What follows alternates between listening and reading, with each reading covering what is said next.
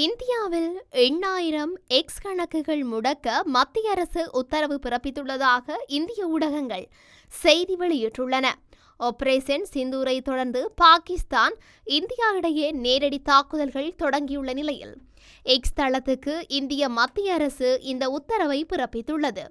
மோதல்கள் அதிகரித்து வரும் நிலையில் பாகிஸ்தான் அரசியல்வாதிகள், பிரபலங்கள் மற்றும் ஊடக அமைப்புகளின் சமூக ஊடக கணக்குகளை குறிவைத்து இந்தியா மேற்கொண்டு வரும் கடுமையான நடவடிக்கையின் ஒரு பகுதியாக இந்த நடவடிக்கை முன்னெடுக்கப்பட்டுள்ளதாக தெரிவிக்கப்பட்டுள்ளது.